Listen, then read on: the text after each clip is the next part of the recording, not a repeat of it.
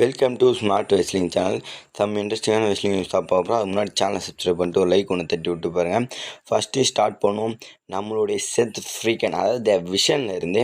And guys, யாருமே எதிர்பார்க்கல ரீசெண்டாக நடந்த மண்டே நைட்ரால் மெயின் ஈவெண்ட்டில் பெட்டராக நடந்திருக்கு. இது சீரியஸ்லி அன்எக்ஸ்பெக்டு. பெட்டராக நடக்கிற டீசர்ஸ் ஒன்றுமே இல்லை. ஸ்டார்டிங்கில் இருந்தது. ஸ்டார்டிங்கில் வந்து பார்த்திங்கன்னா கிக் ஆஃப் பண்ணதே இவங்க தான், விஷன் டீம் தான். நம்பர் 1 கண்டெண்டர் மேட்ச் நடக்க போகுது அப்படி இப்படின்னு அதை பற்றி கூட பேசினாங்க. நம்பர் 1 கண்டெண்டர் மேட்ச் நடந்தது, அது வின்னும் பண்ணாங்க. வின் பண்ண முடிச்சதுக்கப்புறம் இந்த விஷன் வந்தாங்க.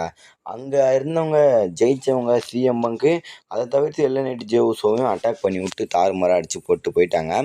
செத்ராலன்ஸு புகழ்ந்து தான் ஏன் பேசினார். எல்லாத்தையுமே பிராண்ட் பிரேக்கரையும் சரி, பிரான்சன் ரீடையும் சரி, எப்படி வச்சு பேசணுமோ அப்படி வச்சு பேசினார். பாலெமனை வச்சு பயமாக பேசினார். எதுக்கு இந்த பெட்டராகி எனக்கு ஒன்றும் புரியல. இப்போது எல்லாருமே அப்படியே ஒரு திசை திரும்பி பார்க்கணும், டபிள்யூடபிள்யூ மேலே மொமெண்டம் கொண்டு வரன்ற மாதிரி பண்ணியிருக்காங்க. ரேண்டி ஆட்டன் பார்க்குறாரு 10-15 டைமு 2 வருஷமாக இதே தான் பார்த்துட்ருக்காரு. பட் இப்போ இதை வச்சு அசிங்க பார்த்துறாங்க ரேண்டி ஆட்டனை. ரேண்டி ஆட்டன் பார்க்குறாருல, இப்போ ஒரு 10 டைம் பார்த்துருப்பார்ல, அதனால சொல்லிட்டு இதை வச்சு அசிங்கப்படுத்துகிறாங்களாம்மா. பாருங்கள், பிராண்ட் பிரேக்கர் ஒரு டைம் தான் பார்த்தாரு, தூக்கி சொல்லிட்டாருன்ற மாதிரி. இப்போ பிராண்ட் பிரேக்கர் வந்து டைட்டிலுக்கு ஆசைப்பட்டாங்க கைஸ். அவர் வந்து பார்த்தீங்கன்னா அந்த சாம்பியன்ஷிப் எடுத்துகிட்டே போயிட்டார். க்ளீனாக தெரிஞ்சிருச்சு அவர் அந்த டைட்டில் அவருக்கு வேணுன்ற மாதிரி. பாலெமன் 2ஆம் கட்டத்தில் நின்னார். என்னடா அப்படி பண்ணிட்டீங்களேன்ற மாதிரி. பாலெமன் கைத்தை பிடிச்சி என் கூட வரையா இல்லை ஒன்றையும் ஸ்பியர் போடத்தான், சரிடா வரேன்டான்ற மாதிரி பிராண்ட் பிரேக்கர் கிட்ட போயிட்டாங்க. முழுக்க காரணம் என்னென்னா, இந்த ஃப்யூச்சர் ரெஸ்லர், இந்த சின்ன சின்ன ரெஸ்லர் இவங்க தான் ஃப்யூச்சரு. இவங்கள ஃப்யூச்சர் பண்ணுறதுக்கு தான். செத்ரான்ஸ்லாம் ஆனால் மிஞ்சி போனாங்க 2-3 வருஷம் இருப்பார், அவ்வளோதான் இருப்பார்.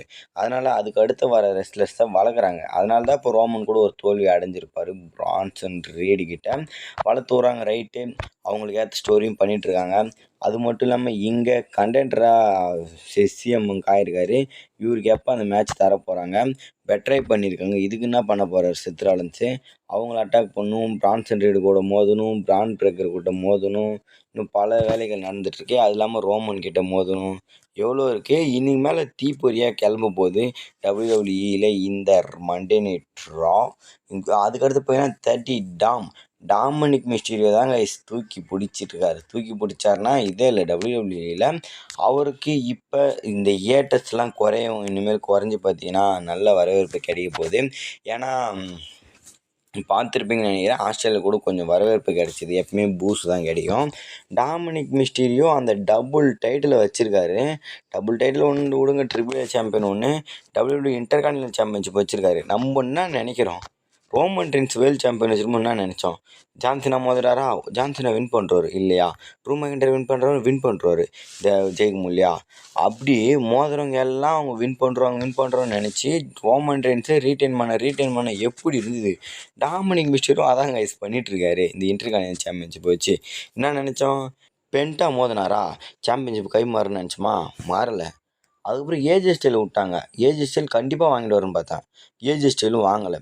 அது சிங்கிளாகவே டைட்டில் டிஃபைனிங் பண்ணுறாரு இப்போ சீட் பண்ணியே. அதுக்கப்புறம் யார், நம்மளுடைய ரூசஃப் அடித்து தூக்கி போட்டுருன்னு நினச்சேன். ரூசஃபையும் எப்படியே ஏமாற்றி வின் பண்ணிட்டாரு. ஆனாலும் ரூசஃப் கூட இன்னொரு மண்டே விடாமல் துரத்துந்தால அடுத்து இப்போ வரப்போகிற மண்டே நைட்ராலையும் ரூசஃபுக்கு ஒரு மேட்ச் இருக்குது. 2 டைம் பென்ட்டா மோதிட்டார், 2 டைமும் வின் பண்ண முடியல. ஏதாவது ஒரு வகையில் சீட் பண்ணிகிட்ருக்காரு. இவர் டாமினிக் மிஸ்டீரியோ தாங்க டபிள்யூடபிள்யூ ஃபேஸ் ஆஃப் த கம்பெனியாக இருக்க போகிறார் பின்னாடி. அவருக்கு ஃப்யூச்சர் நல்லா இருக்குது. இந்த வயசுலேயே அவர் பண்ண வேண்டியதெல்லாம் பண்ணுறாங்க. டபுள் பெல்ட்டு, அவர் பர்ஃபார்மன்ஸு, அவர் திறமை, ஆல்ரெடி கொடுக்க வேண்டியதெல்லாம் கொடுத்தாங்க. டாமினிக் மிஸ்டீரியோ டைட்டில் ரெயின் சூப்பராக போயிட்டுருக்கு. பட் ரூசஃப் கூட அடுத்த வாரம் மண்டே நைட்ரால் மோத போகிறாரு. என்ன நடக்கும்னு தெரியல. நெக்ஸ்ட் வந்து பார்த்தீங்கன்னா பெட்ராய். இங்கே ஜே ஊசோவும் ரோமன் ரெயின்ஸும் கொஞ்சம் அப்படி இப்படின்னு இருக்காங்க. ஜிம்மி ஊசோ நடுவில் மாட்டிகிட்டு இருக்க மாதிரி இருக்குல்ல, இதுக்கு ஒரு வந்திருக்கு. இப்போ ஊசோஸு அப்புறம் இந்த விஷன் சேர்ந்து தான் விஷன் விசஸ் ஊசோஸ் தான் அங்கே இது பண்ண போகிறாங்க. ரோமன்லாம் சேர்ந்து வார் கேம் ப்ளே பண்ண போகிறாங்கன்ற மாதிரி இருந்தது. இப்போது விஷனில் இருக்க செத்ராலன்ஸை ஒழிச்சிட்டாங்க. இப்போ விஷனில் இருக்கிறது பிராண்ட் பிரேக்கரும் பிரான்சன் ரீடும். இதுக்கப்புறம் பிராக் லெஸ்னர் இணைவாங்க. அப்புறம் ஆஸ்டின் தியரி இணையறதுக்கு பாசிபிலிட்டி, ஆஸ்டின் தியரி இல்லை பட் இணைவாங்கன்ற மாதிரி பாசிபிலிட்டி இருக்குது. ஆஸ்டின் தியரி வேணுமே கூட டபிள்யூடபிள்யூ வச்சுருக்காங்களா என்னன்னு தெரியல. ஆஸ்டின் தியரி அப்படி இப்படின்னு ஆளுங்களை சேர்த்து ட்ரூ மெக்கின்டையர் போட்டிருக்காங்க. இந்த பக்கம் வந்தீங்கன்னா ஊசோஸ் அப்புறம் ரோமனு, சிஎம் பங்க்கு, கோடி ரோஸா இல்லை ரேண்டி ஆர்ட்டனா இந்த மாதிரி ஆள் சொல்லிட்டு இருந்தாங்க. ஆனால் நான் என்ன நினச்சேன்னா ஊசூஸ் தவிருங்க, ஜே ஊசு, ஜிம்மி ஊசு எடுத்துகிட்டு ரோமன் ரெயின்ஸு, பங்கு அந்த மாதிரி போனேன், ரேண்டி ஆர்ட்டனு, கோடி ரோஸு.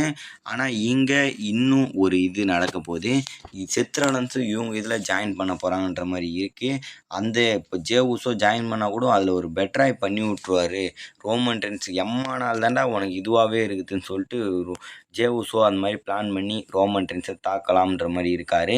ஏன் இப்போ அதே மண்டே நைட்ரால் ஜிம்மி ஊசோக்கும் பிரான்சன் ரீடுக்கும் மேட்ச் நடந்தது. அதில் பிரான்சன் ரீடு வின் பண்ணிட்டாரு. ஜிம்மி ஊசோவும் போட்டு துவைக்கிறாங்க வின் பண்ணதுக்கப்புறமும். ஜே ஊசோ வந்தார், ஹெல்ப் பண்ணிட்டாரு. கைக்கு கொடுத்து தூக்கிட்டு பார்த்தோன்னா ஹெல்ப் பண்ணி விட்டுட்டு அவர் பாட கிடச்சிட்டு போயிட்டே இருக்காரு. என்னங்க கதை இது? ஜே ஊசோ மண்டியில் ஏதோ ஓடுது. அவருக்கு அந்த எண்ணமே அந்த வேர்ல்டு டைட்டில் பக்கம் தான் அப்படின்ற மாதிரி காமிச்சிட்டு இருக்காங்க. பார்க்கலாம் எங்கே வரைக்கும் போகுதுன்னு. நெக்ஸ்ட் வந்து பார்த்தீங்கன்னா செத் ஃப்ரீக்கன் ராலன்ஸுக்கு இன்ஜூரி ஆகிருக்கு. என்ன ப்ரோ சொல்கிறேன்னு கேட்டிங்கன்னா, ஆமாங்க கட்டு போட்டிருக்காரு கையில். அது வந்து சில பேர் இந்த பிரான்சன் அட்டாக் பண்ணதால தான் ஆயிடுச்சுன்ற மாதிரி நினச்சிட்டு இருக்காங்க. அப்படி இல்லை, க்ரௌன் ஜூவல் மேட்ச்லேயே பார்த்தீங்கன்னா இன்ஜூரி ஆகிட்டுருக்கு. அந்த இன்ஜூரி வச்சு தான் தலைவன் சண்டையே போட்டிருக்காரு போல். அங்கே வந்து க்ரௌன் ஜூவல் பாதியில் கவுத்துலேருந்து கோடி கட்டர் கவுத்துலேருந்து போட்டிருப்பாரு. அப்போ லைட்டாக தலை மாற்றி பார்த்தீங்கன்னா அங்கே லைட் ஒரு மாதிரி ஆகிட்டு அப்படியே மடக்கிட்டு ஊழ்ந்துருக்காரு. அதனால தான் அந்த கட்டு போட்டிருக்காங்க. இப்போ அட்டாக் பண்ண மாதிரி காமிச்சிட்டாங்களா? ஒரு வீக்கு இன்னும் ஒரு வீக் 2-3 வீக் வராத மாதிரி காமிப்பாங்களா? இல்லை அப்படியே டீமில் எல்லாத்தையும் ஜாயின் பண்ணிவிட்டு செத் ராலன்ஸ் வந்து ரோமன் பக்கம் சேர்ந்துட்டு அப்படி போயிட்டு 5-on-5 ப்ளே பண்ணுவாங்களான்னு தெரியல. ப்ராக் லெஸ்னர் எப்படி ப்ரோ சேரத்துக்கு பாசிபிலிட்டி இருக்குன்னா, பாலமன் இருக்கார் கைஸ். நான் அதை பற்றி சொல்கிறேன், அதை பற்றி பேசலான்னு வந்தேன். பட் வீடியோ லென்த் ஆகிடும், அதை பற்றி பின்னாடி சொல்கிறேன். ஆக மொத்தம் பார்த்தீங்கன்னா இங்கே செத் ராலன்ஸை ஓவரலாக முடிச்சு விட்டாங்க. செத் ராலன்ஸ் எப்பவுமே தனியாக தான் கைஸ் இருப்பார். அவருக்கு அந்த டீமை இணைச்சதெல்லாம் எல்லாமே போயினா முழிக்க ரோமனுடைய இதை காலி பண்ணணும். அதுக்கோசரம் தான் அப்படி பண்ணாங்க.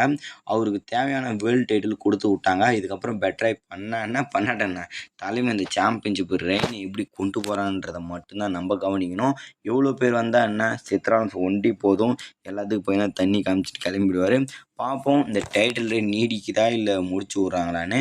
இப்போ கோடி ரோஸ் பெல்ட்டோட வேர்ல்டு டைட்டில் ரால இருக்கிறது இப்போது பயங்கரமாக போயிட்டுருக்கு.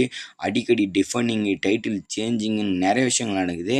அப்படி கிடையாது. அந்த ஸ்மாக் டவுனில் கோடியே தான் 1.25 வருஷத்துக்கு மேலே வச்சுருக்காரு. அது உங்களுக்கும் தெரியும்னு நினைக்கிறேன். இடையில ஜான்சன் வாங்கினார், திரும்பியும் கோடிக்கிட்டே தான் போயிருக்கு. சொல்கிறதுக்கு ஒன்றும் இல்லை, அவ்வளோதாங்க. ஓரளவுக்கு பின்னாடி கவர் பண்ணிட்டு வேறு ஏதாவது சூப்பர் ஸ்டார் பற்றி அப்டேட் அண்ட் நியூஸஸ் வேணால் மறக்காமல் கமெண்ட் பண்ணுங்கள். நிறைய பேர் சேனலை பார்க்குறீங்க, சப்ஸ்கிரைப் பண்ண மாட்டேங்க. சப்ஸ்கிரைப் பண்ணிட்டு பாருங்கள், வீடியோ உடனுக்குடன் வந்து சேரும். நெக்ஸ்ட் ஒரு பை பை கைஸ்.